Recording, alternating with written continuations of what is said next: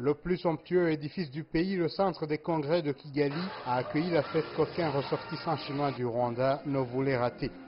Des chorégraphies de tout genre, rwandaises et chinoises, ont été présentées avec une particularité cette année, puisque les artistes de la région autonome de Mongolie intérieure étaient à l'honneur.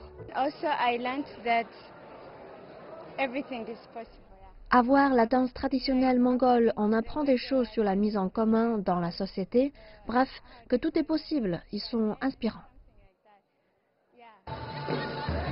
Il est vrai que ces 3 dernières années, cette fête a commencé à attirer beaucoup de Rwandais avec un grand intérêt pour la culture chinoise. Selon certains Chinois vivant au Rwanda, c'est un intérêt réciproque. Bien sûr que nous aussi aimons votre culture. J'ai toujours demandé à mes étudiants de me faire découvrir des chansons ou danses traditionnelles rwandaises et c'est très intéressant. Nous admirons cela.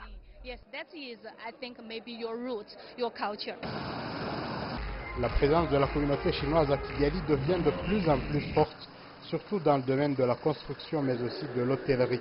Attirés par la culture chinoise, beaucoup de Rwandais consomment des produits chinois. Les célébrations du Nouvel An chinois au Rwanda ont toujours été l'occasion de faire une rétrospective sur la coopération sino-rwandaise, mais aussi de rappeler les ressemblances qui existent entre les cultures des deux pays.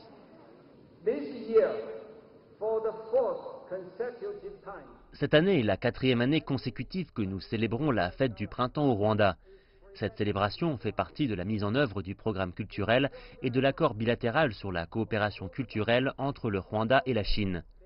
Un accord signé ici en juillet dernier lors de la visite d'État du président Xi Jinping.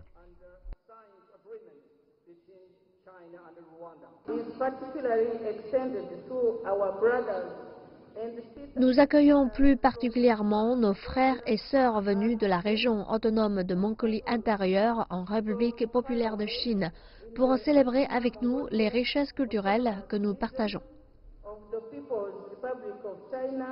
L'Office rwandais du développement encourage les commerçants du pays à investir sur le marché chinois, reconnu pour sa qualité et ses prix abordables. Étienne Gatanazi, CGTN français, Kigali, Rwanda.